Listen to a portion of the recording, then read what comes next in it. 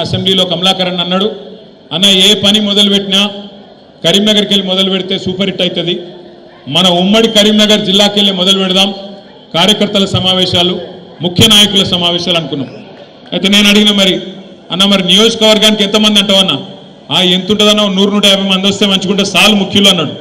నిజంగా పిలిచింది 100-150-200 మందినే, కానీ ఇవాళ ఇక్కడ హాల్కి వస్తే దగ్గర దగ్గర వేలాది మంది దాటుకొని లోపలికి వచ్చే పరిస్థితి వచ్చిందంటే మరి మన పార్టీ ఎంత బలంగా ఉన్నదో ఉమ్మడి కరీంనగర్ జిల్లాలో దాన్ని బట్టే చెప్పొచ్చు.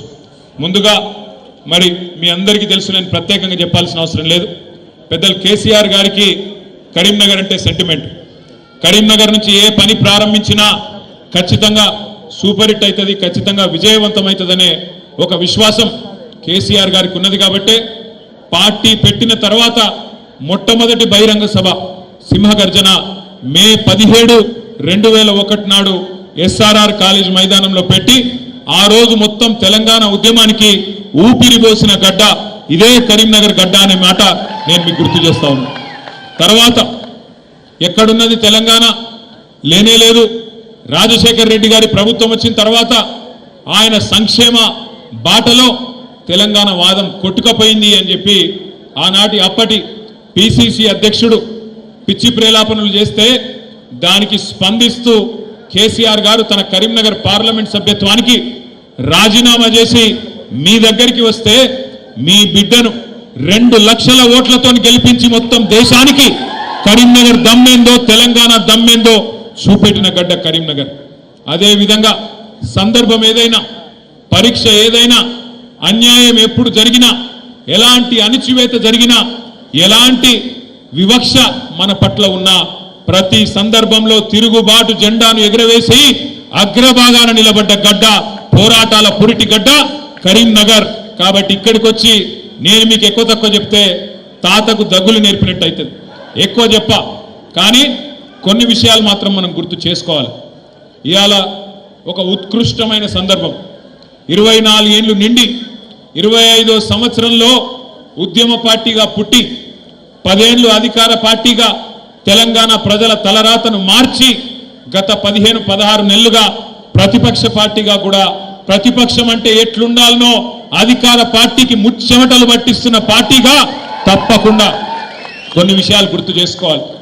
మన పార్టీ నిజంగా ఒక ప్రత్యేకమైన పార్టీ. ఎందుకంటారా, ఈ దేశంలో ఎన్నో రాజకీయ పార్టీలు పుట్టినాయి, ఎన్నో మాయమైపోయినాయి, కానీ మన పార్టీ పుట్టుకనే ప్రత్యేకం. మన పార్టీ పుట్టింది ఒకే ఒక్క లక్ష్యంతో. ఆనాడు తెలంగాణ రాష్ట్ర ఆవిర్భావం, తెలంగాణ రాష్ట్ర ఏర్పాటు లక్ష్యంగా 25 ఏళ్ల కిందట పెద్దలు కేసీఆర్ గారి నాయకత్వంలో జయశంకర్ గారు లాంటి ఎంతో మంది మహానుభావుల ఆశీర్వాదంతో ఆనాడు పురుడు పోసుకున్నది 2001 ఏప్రిల్ మాసంలో టిఆర్ఎస్ పార్టీ. ఒకే ఒక్క లక్ష్యం. కేసీఆర్ గారు ఆనాడు చెప్పినారు, గొంగలి పురుగునైనా ముద్దాడుతా, కుష్టు రోగునైనా కౌగిలించుకుంటా, తెలంగాణ కోసం ఆర్ఎస్ఎస్ నుంచి మొదలు పెడితే ఆర్ఎస్యు దాకా, రాష్ట్రీయ స్వయం సేవక్ సంఘ్ నుంచి మొదలు పెడితే రాడికల్ స్టూడెంట్ యూనియన్ దాకా, లెఫ్ట్ నుంచి రైట్ దాకా అందరినీ కలుపుకపోతా మీరు చేయాల్సిందల్లా ఒకటే, తెలంగాణ రాష్ట్ర సమితికి ఓట్లు వేయండి, ఎమ్మెల్యేలుగా ఎంపీలుగా మాకు అవకాశం ఇవ్వండి, ఢిల్లీ మెడలు వంచి తెలంగాణ తెచ్చి మీ దగ్గర పెడతా, దబ్బన మద్దలగిన నేను తప్పుకుంటే నన్ను రాళ్లతోని కొట్టి చంపే అధికారం మీకిస్తున్నా అని చెప్పిన నాయకుడు మన నాయకుడు కేసీఆర్ గారు. అట్లాంటి కమిట్మెంట్తో బయలుదేరి ఉన్న పదవులకు రాజీనామా చేసి ఆనాడు 45-46 ఏళ్ల వయసులో కేసీఆర్ గారు పార్టీ పెట్టిండు. ఇవాళ మాట్లాడడం చాలా అల్కట్ పని, ఎవరు పడితే వాళ్ళు మాట్లాడొచ్చు, ఏది పడితే అది మాట్లాడచ్చు. భూమికి జానడు ఉన్నోడు కూడా ఎగిరెగిరి పడుతున్నాడు. ఇవాళ నేను ఇవ్వలే వాళ్ళే, మళ్ళీ మీరు నేను పేర్లు చెప్పకూరు. భూమికి జాననున్నోడు, 3 ఫీట్లు ఉన్నోడు, కేసీఆర్ ఏం చేసిండు, కేసీఆర్ ఎవరు అని మాట్లాడేటోళ్ళు కూడా ఉన్నారు. ఇవాళ ఆ రోజు తెలంగాణ కనీసం ఎట్లుంటుందో తెలియదు, ఆకారం ఏందో తెలియదు, ఇక్కడ ఏముందో తెలియదు, యాడ ఏ నది ఉందో తెలియదు, అట్లాంటి వాళ్ళు కూడా ఇవాళ మాట్లాడుతూ ఉన్నారు, ఎగిరెగిరి పడుతున్నారు. అప్పుడప్పుడు కాలం మనది కాదైనప్పుడు, కాలం మనది కానప్పుడు వానపాములు కూడా నాగుపాములు లెక్క బుసగొడుతుంటే చూడాలి. అప్పుడప్పుడు గ్రామ సింహాలు కూడా సింహాల లెక్క గర్జిస్తుంటే మన కర్మ చూడాలి. గ్రామసింహం అంటే ఎరికేనా మీకు? ఏంటిది మీరు కరెక్ట్గా డిసైడ్ చేసుకోరు భయ్, కుక్కనా నక్కనా ఏదో డిసైడ్ చేసుకోరు మీరు. మొన్న అసెంబ్లీలోనేమో మీరు హరీష్ అన్న నక్క కథ అయిపోయింది, విన్నారా? ఇన్లే. నేను చెప్తా ఇక మళ్ళీ ఒక్కసారి ఆ కథ విన్నారా? నేను ఒక్కసారి చెప్తాను, విననోళ్ళ కోసం చెప్తాను. వెనకటికి ఒక నక్కు ఉండేనట, ముసలి నక్క. ఇక ముక్కుకుంటా మూలుక్కుంటా అటు ఇటు తిరుగుతుండట.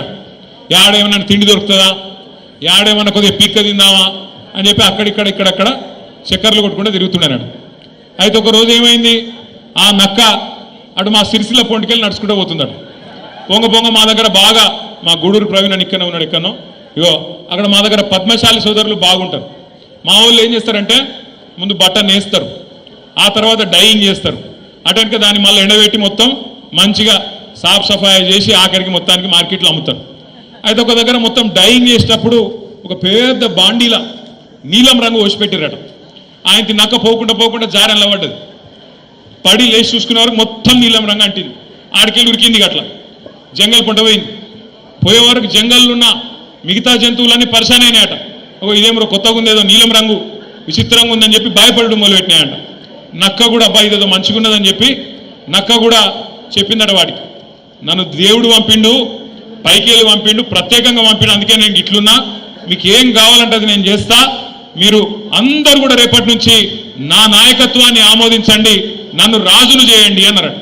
అంటే వీళ్ళందరూ కూడా కరెక్టే, పాపం దేవుడు పంపిండు కదా అని చెప్పి ఆ నక్కని తీసుకుపోయి సింహాసనం మీద కూర్చోబెట్టిరు.